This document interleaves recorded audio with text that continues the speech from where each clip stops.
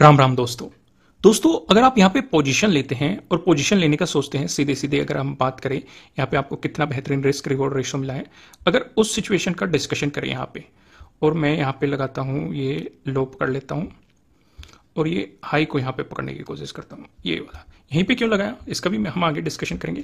तो यहाँ पे इजीली जो आपको रिस्क रिवॉर्ड रेशो मिला है वो 1:8 का मिला है और जो आपको परसेंटेज मिला है वो 82% का आपको यहाँ पे अराउंड देखने को मिला है। क्या सेटअप है, क्या स्ट्रेटेजी है, आगे हम डिस्कशन करेंगे, लेकिन पहले मैं आपको कुछ एग्जांपल दिखा रहा हूं। यहां पे अगर आप देखने की कोशिश करेंगे, यहां पे भी आपको ये ब्रेकआउट मिला है। अगर आप इसे सीधा पकड़ेंगे और इसके लो का आप लगाएंगे स्टॉप लॉस और आप क्लोजिंग हुई है यहां पे नीचे, ठीक है। तो यहां पे आपके लगभग जो आपको रिस्क रिवॉर्ड मिला है, अगर हम इसका डिस्कशन करें, ये 1:3 या मोस्टली 1:4 का ही आप समझ सकते हैं। 1:4 का आपको रिस्क रिवॉर्ड रेशो यहां पे देखने को मिला है और यहां पे आपको मिला है 17.95% का रिटर्न, यानी कि मोटा मोटा आपको 18% का आपको यहां पे देखने को मिला है। अगला अगर हम एग्जाम्पल देखेंगे, यहां पे अभी आपको एग्जिट करने के लिए एंट्री, मतलब देखो एंट्री मिल चुकी है, आपके लिए एंट्री बनी है यहां पे और ये है आपका स्टॉप लॉस और मार्केट फिलहाल चल रहा है यहां पे। ये मैंने वो एग्जांपल लिया है, यहां पे आपकी एंट्री बन रही है, लेकिन आपको जो पोजीशन है अभी उसे एग्जिट करने का, यानी कि एग्जिट करने का समय नहीं आया है और अभी भी आपको 1:2 से ज्यादा मिल रहा है। मोटा मोटा बात करें तो 8.65% का आपको यहां पे रिटर्न मिलता हुआ दिखाई दे रहा है। कुछ और एग्जांपल भी है, और एग्जांपल मैं आपके साथ यहां पे डिस्कशन करूं। ये सबसे बेहतरीन एग्जांपल है, यहां पे बहुत बेहतरीन लर्निंग है। जैसे यहां पे आपको ब्रेकआउट मिला, बेफिक्र रहिए क्या सेटअप है, क्या थ्योरी है, सारी चीज हम डिस्कशन करेंगे, लेकिन पहले मैं आपको कुछ एग्जांपल दिखाने की कोशिश कर रहा हूं, जो एग्जांपल हम यहां पे आज वीडियो में डिस्कस करने वाले हैं, जिससे कि आप अच्छे तरीके से समझ सके कि जब हम थ्योरी डिस्कस करेंगे तो आपके माइंड में ये भी चीजें चलती रहे, और जब हम वापस से यहीं पे आएंगे इन्हें डिटेल में समझने के लिए, तो आपको बेहतर तरीका, एक आइडिया आपको यहां पे लग जाए। जैसे यहां पे ब्रेकआउट देने की कोशिश कर रही है मार्केट, चलो इसका मैं तभी डिस्कशन करूंगा। वॉल्यूम यहां पे है नहीं, वॉल्यूम क्या है, प्राइस एक्शन क्या है। यहां पे जो ब्रेकआउट मिला है वो बहुत बड़ी कैंडल के साथ ब्रेकआउट मिला है, तो इस सिचुएशन पे आपको रिस्क रिवॉर्ड रेशो को किस तरीके से मैनेज करना होता है उसका भी मैं डिस्कशन करूंगा। फिलहाल मैं आपको यहां पे एक बार रिटर्न बताने की कोशिश करता हूं क्या बन रहा है। अगर आप देखेंगे, देखो स्टॉप लॉस इतना बड़ा नहीं लिया जा सकता, लेकिन अगर आप इतना बड़ा भी स्टॉप लॉस लेते हैं, फिलहाल मार्केट ये चल रहा है तो आपका रिटर्न कुछ बना ही नहीं, केवल 1.96%, यानी कि मोटा मोटा 2% के आसपास आपको यहां पे बनता हुआ दिखाई दे रहा है। दूसरा एक और इंटरेस्टिंग एग्जांपल मैंने सिलेक्ट किया है, ये साइडवेज का एग्जांपल है कि साइडवेज में आप स्विंग ट्रेडिंग किस तरीके से कर सकते हैं, सपोर्ट रेजिस्टेंस को समझते हुए। इसका भी डिस्कशन वहीं पे करेंगे। तो आइए वीडियो पे वापस आ जाते हैं। यहां पे तो यहां पे हम क्या डिस्कस करने वाले हैं, स्विंग ट्रेडिंग डिस्कस करने वाले हैं। सबसे पहले जो सवाल उठता है, स्विंग ट्रेडिंग है किन लोगों के लिए? भाई जो जॉब कर रहे हैं उनके लिए स्विंग ट्रेडिंग है, या बिजनेस कर रहे हैं वो भी स्विंग ट्रेडिंग कर सकते हैं। जिनके पास मार्केट को देखने के लिए टाइम नहीं है, थोड़ा बहुत टाइम है, वो भी स्विंग ट्रेडिंग में इस्तेमाल कर सकते हैं। जिन्हें पूरे दिन सिस्टम पे बैठना नहीं या कंप्यूटर पे बैठना पसंद नहीं है, वो भी स्विंग ट्रेडिंग का इस्तेमाल कर सकते हैं, यानी कि उन लोगों के लिए स्विंग ट्रेडिंग है। क्या इसके अलावा एक इंट्राडे ट्रेडर नहीं बिल्कुल कर सकता है? अगर उसे अपॉर्चुनिटी नजर आ रही है, जो रोज सिस्टम पे रहता है उसे अपॉर्चुनिटी नजर आ रही है, वो भी स्विंग ट्रेडिंग कर सकता है। यहां तक आपको समझ में आ गया। दूसरा, स्विंग ट्रेडिंग में एक और फैसिलिटी आपको मिलती है जो कि है MTF, यानी कि मार्जिन फैसिलिटी आपको मिल जाती है, मार्जिन ट्रेडिंग फैसिलिटी। इसमें क्या होता है, इसमें ब्रोकर अपनी तरफ से आपको कुछ एक्स्ट्रा मार्जिन दे देता है। मान के चलो आपके पास 1 लाख रुपए थे, ठीक है, एक एग्जांपल दे, आपको ये कोई 4% दे रहा है, कोई 5% दे रहा है, डिपेंड करता है। और ये स्टॉक टू स्टॉक भी डिपेंड करता है, ब्रोकर टू ब्रोकर तो डिपेंड करता ही है। कोई 4 गुना आपको मार्जिन दे रहा है, कोई 5 गुना मार्जिन दे रहा है, और किसी स्टॉक में आपको 70% मिलता है, किसी में 80% मिलता है, किसी में 85% मिलता है, किसी में 60% मिलता है। वो डिपेंड होता है स्टॉक टू स्टॉक। वहीं पे जब भी आप स्टॉक का सिलेक्शन करेंगे वहीं पे दिखाई दे जाएगा कि आपको इसमें मार्जिन फैसिलिटी अवेलेबल है कि नहीं है तो कितनी है, वो सारी चीजें आपको वहीं पे दिखाई दे जाती है। दूसरा, यहां पे क्या करेंगे, मैंने क्या कहा कि अगर आपके पास 1 लाख रुपए हैं, ठीक है, और आपको 4 गुना मार्जिन फैसिलिटी प्रोवाइड करा रहा है ब्रोकर, तो आप 1 लाख रुपए में ही 4 लाख रुपए की ट्रेडिंग कर सकते हैं। ये फैसिलिटी भी आपको स्विंग ट्रेडिंग में अवेलेबल हो जाती है, ठीक है। किसी स्टॉक में ज्यादा हो सकता है, कम हो सकता है, वो डिपेंड करता है। अब यहां पे सवाल कुछ और खड़े हो जाते हैं, स्विंग ट्रेडिंग कैसे करते हैं? एक हल्का सा आइडिया मैंने आपको दे दिया है, आगे भी हम डिस्कशन करेंगे कि कैसे करते हैं। फिर हम जानेंगे कि स्विंग ट्रेडिंग के लिए कैसे स्टॉक का सिलेक्शन करते हैं, कौन से स्टॉक्स में आपको स्विंग ट्रेडिंग करनी चाहिए, उनका भी मैं आपके साथ डिस्कशन करने वाला हूं। लास्ट में मैं आपको अपनी प्रॉफिटेबल स्ट्रेटेजी बताऊंगा, शेयर करूंगा आपके साथ, जिसने मुझे अब तक सबसे ज्यादा प्रॉफिट दिया है, कि वो प्रॉफिटेबल स्ट्रेटेजी हम डिस्कस करेंगे, जिससे कि आप अच्छे तरीके से समझ पाएंगे कि स्ट्रेटेजी किस तरीके से काम करती है। अब मार्केट को समझ लेते हैं थोड़ा सा। देखो, अब हम स्विंग ट्रेडिंग का एक बेस तैयार कर रहे हैं। पहले हमने कुछ एग्जांपल देख लिए, अब बेस तैयार करेंगे, थ्योरी करेंगे, फिर दोबारा से एग्जांपल पे आएंगे और उन्हें डिटेल में समझेंगे। अब मार्केट आप सभी को पता होगा 3 तरह का होता है, ठीक है, 3 टाइप का होता है अगर आप देखेंगे, या 3 स्ट्रेटजी आप कह सकते हैं मार्केट में होती है। पहली क्या होती है? Up trend. क्या मार्केट सीधा ऐसे अप ट्रेंड में जाता है? नहीं, ऊपर जाएगा, पुल बैक लेगा, फिर ऊपर जाएगा, फिर पुल बैक लेगा, फिर ऊपर जाएगा, फिर पुल बैक लेगा, फिर ऊपर जाएगा। इस तरीके से मार्केट चलता है, यानी कि higher high higher low, higher high higher low, higher high बनाएगा मार्केट और फिर हायर लो बनाएगा, इस तरीके से मोमेंटम देता है। दूसरा मार्केट क्या होता है? Sideways market. इसमें क्या चलता है? मार्केट एक अपनी रेंज डिसाइड करता है, ये वाला जो मैंने आपको अभी एग्जांपल दिखाया था। कौन सा? ये वाला स्टॉक का मैंने आपको एग्जांपल दिखाया था, एक कोटक महिंद्रा बैंक है। मैं आपको कुछ और एग्जांपल भी दिखाऊंगा, ये इसी रेंज में चल रहा है, साइडवेज आपको चलता हुआ दिखाई दे रहा है।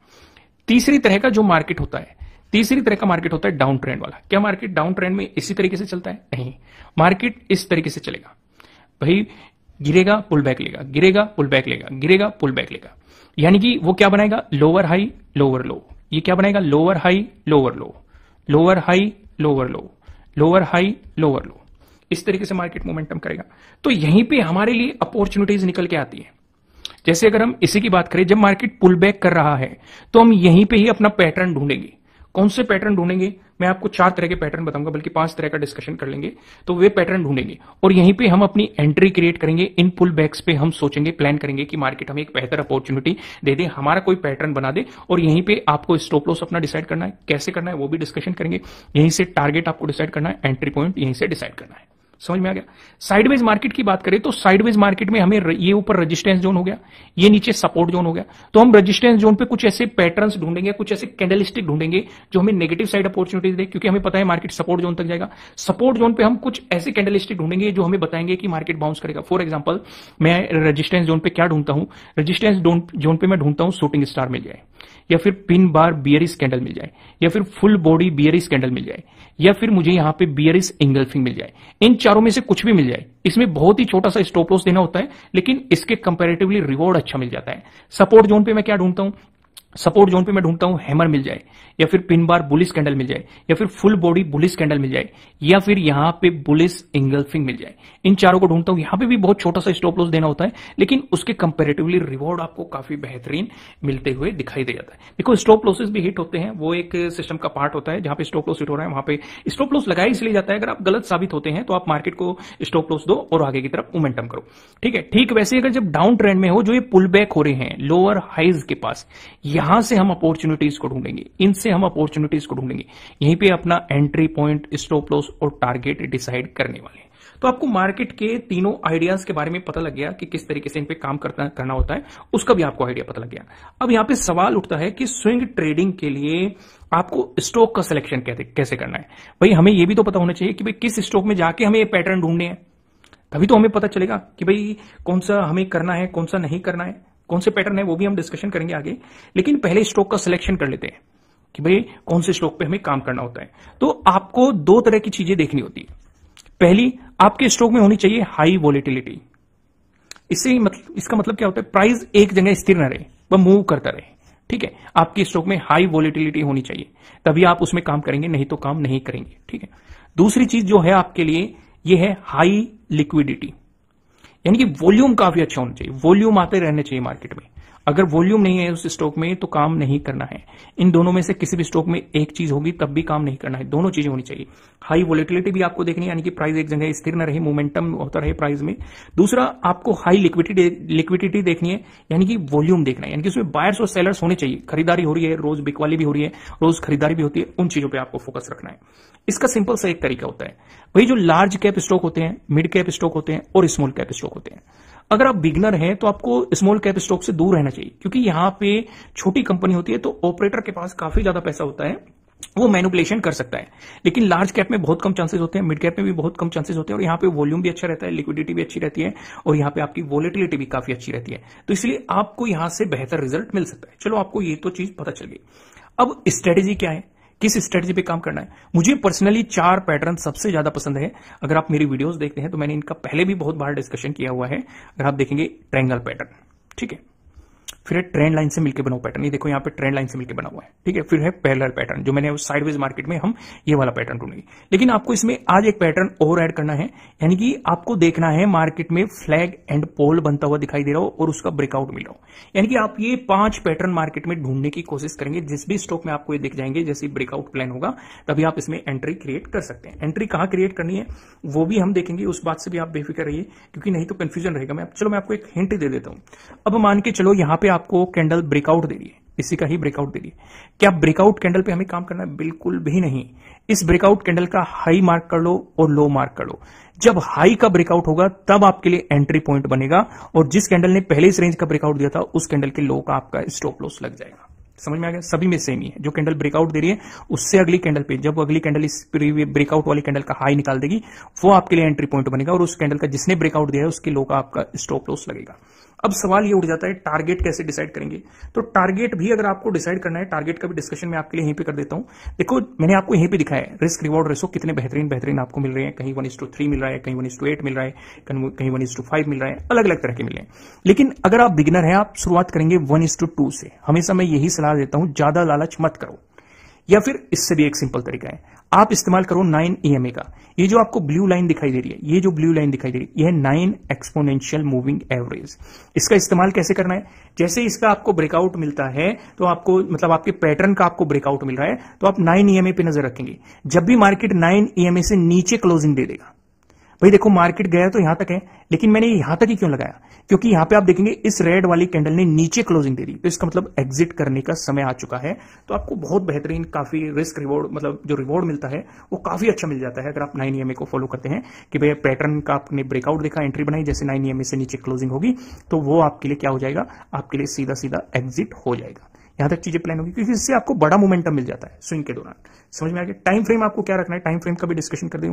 देखो यहां पे मैंने 1 वीक का टाइम फ्रेम सिलेक्ट कर रखा है, लेकिन आप 1 डे का भी सिलेक्ट कर सकते हैं, 1 वीक का भी सिलेक्ट कर सकते हैं। स्विंग ट्रेडिंग में आप दोनों टाइम फ्रेम पे काम कर सकते हैं, लेकिन पर्सनली मैं जो ज्यादा पर्सनली पसंद करता हूं वो 1 वीक का टाइम फ्रेम या 1 डे का भी मैं इस्तेमाल कर लेता हूं। डिपेंड, देखो चीजें डिपेंड करती है आपके एक्सपीरियंस पे। जब आपको रिस्क रिवॉर्ड या मनी मैनेजमेंट अच्छे तरीके से समझ में आ जाता है, जैसे मैं आपको एक एग्जांपल देता हूं। ये कोई लाइन है, इसका 1 डे के टाइम फ्रेम पे आपको ब्रेकआउट मिल रहा है, लेकिन 1 वीक के टाइम फ्रेम पे भी आपको दिखाई दे रही है 1 वीक के टाइम फ्रेम पे आपको ब्रेकआउट नहीं मिल रहा है। तो 1 डे का टाइम फ्रेम आपको क्या कह रहा है कि आप एंट्री बना लो, 1 वीक का टाइम फ्रेम आपको क्या कह रहा है? अभी एंट्री मत लो।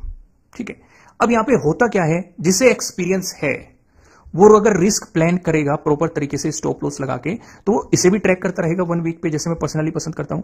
तो जैसे अगर यहां से मुझे रिजेक्शन देखने को मिला या साइडवेज मोमेंटम देखने को मिला तो मैं इस पोजीशन को एकदम से काट दूंगा, चाहे वो कुछ भी प्रॉफिट में हो चाहे वो लॉस में हो, क्योंकि यहीं पे अगर ब्रेकआउट नहीं मिला। लेकिन अगर यहां पे ब्रेकआउट मिल गया तो मैं इसमें और ज्यादा कंफर्म हो जाऊंगा, या तो मैं यहां पे कुछ एडिंग भी कर लूंगा क्वांटिटी की कि भाई यहां से भी पॉजिटिव कंफर्मेशन मिल रहा है, यहां से भी, या फिर क्वांटिटी ऐड न करके मैं इसी पोजीशन को चलने दूंगा।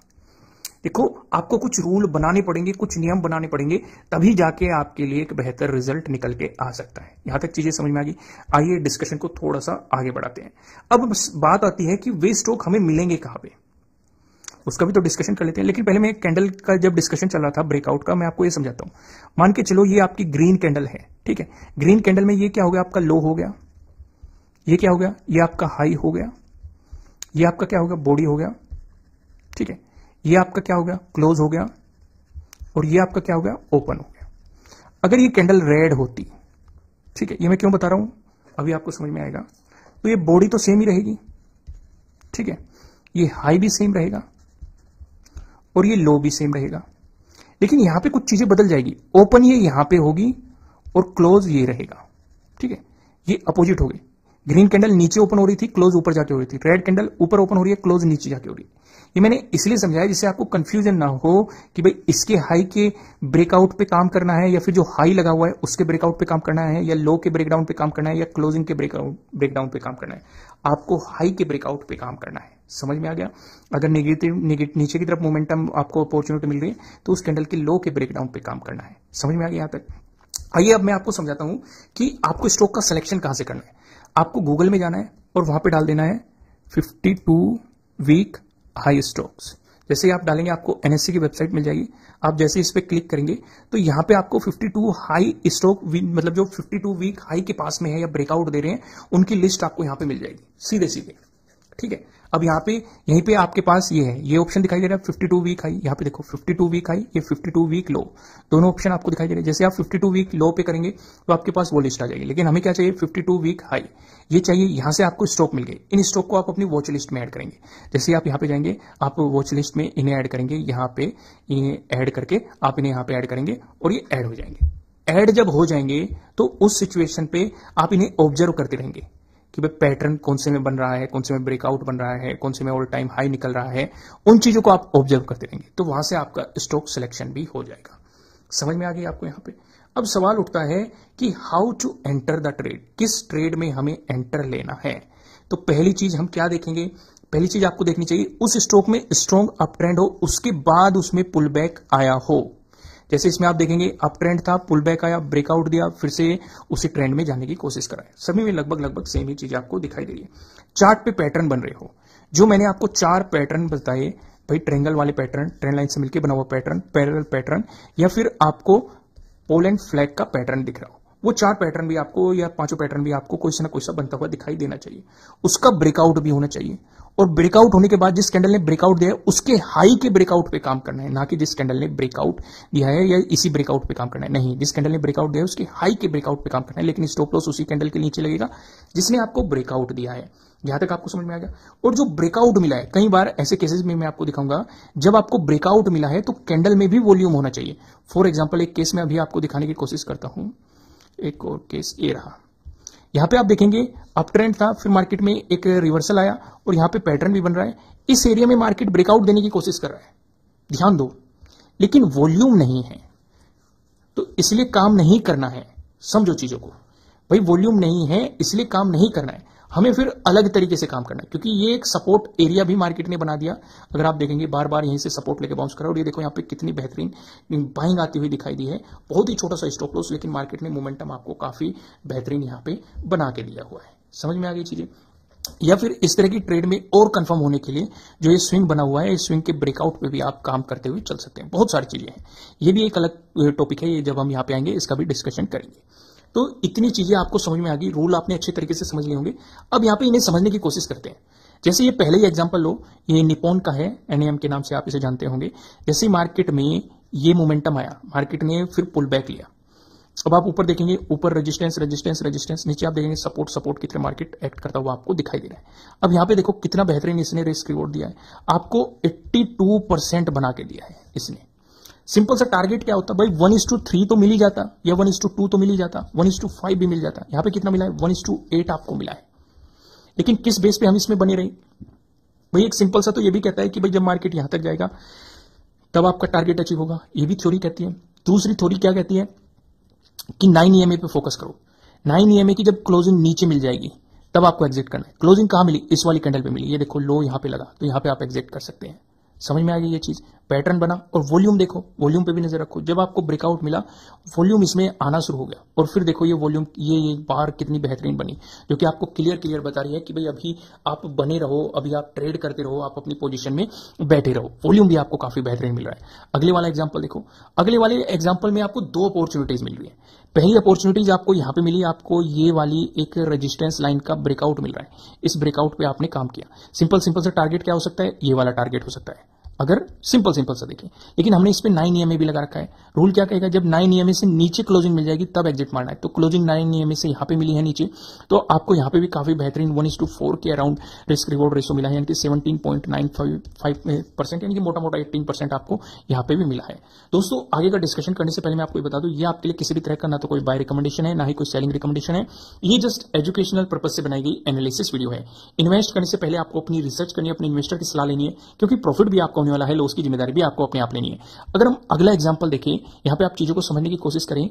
यहां पे हम ट्रेड में बैठे हुए हैं, मार्केट ने एक रेजिस्टेंस जोन बनाया, इसका ब्रेकआउट दिया, इस कैंडल के लो के नीचे का एसएल, इसके ब्रेकआउट पे आपने काम किया। इसमें आप ट्रेड में अभी भी बने हो, क्यों, क्योंकि ये 9 EMA से नीचे क्लोज ही नहीं हुई। ये है आईटीसी जानते होंगे आप आईटीसी के बारे में। तो यहां पे आप देखेंगे ये ऊपर ही ऊपर चल रही है। अब इसका मतलब ये नहीं है कि अभी आप जाके इसमें पोजीशन बनाने लग जाओ, नहीं, अपॉर्चुनिटी जा चुकी है। इसे सिर्फ समझने के बेस पे लो, सिर्फ मैं यहां पे समझाने की कोशिश कर रहा हूं कि किस तरीके से चीजों पे काम किया जाता है, किस तरीके से अपॉर्चुनिटी को ग्रैब किया जाता है। यहां तक समझ गए, आगे का डिस्कशन देखो। इस एग्जांपल पे एक चीज तो मैं आपको समझा चुका था कि यहां पे अपॉर्चुनिटी नहीं बन रही थी क्योंकि वॉल्यूम नहीं आ रहा था। ब्रेकआउट मार्केट देने की कोशिश कर रहा था लेकिन वॉल्यूम नहीं आ रहा था। फिर आपके लिए एक अपॉर्चुनिटी यहां पे हो सकती थी, लेकिन उससे भी बेहतर अपॉर्चुनिटी आपके लिए यहां पे हो सकती थी जब मार्केट इस स्विंग को निकाल रहा था, तब आपके लिए बहुत बेहतरीन मोमेंटम था। लेकिन इन चीजों के अलावा मैं आपको कुछ और चीजें भी समझाना चाहता हूं। जैसे एक अपॉर्चुनिटी आपके लिए यहां पे भी बनी, रेजिस्टेंस रेजिस्टेंस रेजिस्टेंस, मार्केट ने ब्रेकआउट दे दिया इस रेजिस्टेंस जोन का, लेकिन बहुत बड़ी कैंडल के साथ दिया है। वॉल्यूम भी काफी अच्छा है, वॉल्यूम भी बहुत बड़ा है, कैंडल भी काफी अच्छी बनी है। अगर आप इस कैंडल के नीचे का स्टॉप लॉस लगाने लग जाओगे तो देखो कितना ज्यादा लॉस हो सकता है। तो इसमें आपको सिंपल सा करना क्या है, या तो मार्केट वापस आई 9 EMA को रिटेस्ट करे और फिर बाउंस मारे, आप इसके लो का एसएल लगा के मार्केट में मोमेंटम को पकड़ सकते हैं। यह है पहला तरीका, ठीक है। दूसरा तरीका, आप ऐसी सिचुएशन पे अपनी क्वांटिटी में, हाफ क्वांटिटी में काम करने की कोशिश करेंगे, फुल क्वांटिटी में जाने की कोशिश नहीं करेंगे, नहीं तो आपको भारी लॉसेस का सामना करना पड़ सकता है। इन चीजों का आपको ध्यान रखना है। अब मैं आपको एक साइडवेज मार्केट भी बता देता हूं, साइडवेज मार्केट में भी मैं आपको यहां पे दिखा देता हूं। यहां पे आप सिंपल सा देखेंगे कि मार्केट इस रेंज से रिजेक्शन ले रहा है, रिजेक्शन ले रहा है, रिजेक्शन ले रहा है, रिजेक्शन ले रहा है, रिजेक्शन ले रहा है, फिर से इस रेंज पे आ गया। इस एरिया पे रिजेक्शन लेके बार बार सपोर्ट ले रहा है, सपोर्ट लेके बाउंस कर रहा है, बाउंस कर रहा है, बाउंस कर रहा है, देखो बाउंस कर रहा है, बाउंस कर रहा है। यानी कि एक बहुत बेहतर अपॉर्चुनिटी दे रहा है। सपोर्ट जोन से आपको रेजिस्टेंस जोन तक पहुंचा रहा है। भाई यहां पे ट्रैप करके भी आया, इस पे भी हम डिस्कशन करेंगे। चलो अभी डिस्कस में कर देता हूं। यहां पे आपका सीधे सीधे स्टॉप लॉस हिट हुआ है। अगर आप एक तरीके से देखने की कोशिश करेंगे और एक तरीके से समझेंगे तो आपकी एंट्री भी जब यहां पे बनी है, मार्केट ने चलो आपका स्टॉप लॉस हिट किया है, लेकिन अगर रेजिस्टेंस जोन से रिवर्सल देंगे तो आपको यहां पे बेहतरीन अपॉर्चुनिटी भी मार्केट ने दे दी है। तो अभी भी ये रेजिस्टेंस जोन पे खड़ा है। अगर यहां से कोई रिजेक्शन कैंडल बनती है तो फिर से इसी पैटर्न को फॉलो करने जा सकता है। समझ में आ गया आपको चीजें? तो दोस्तों उम्मीद है आपको, अगर आप बिगनर हैं तो या एडवांस चीजें भी सीख रहे हैं तो ये सेटअप, ये स्ट्रेटेजीज आपको बेहतर लगी होगी। वीडियो को लाइक करना, नए हो सब्सक्राइब करना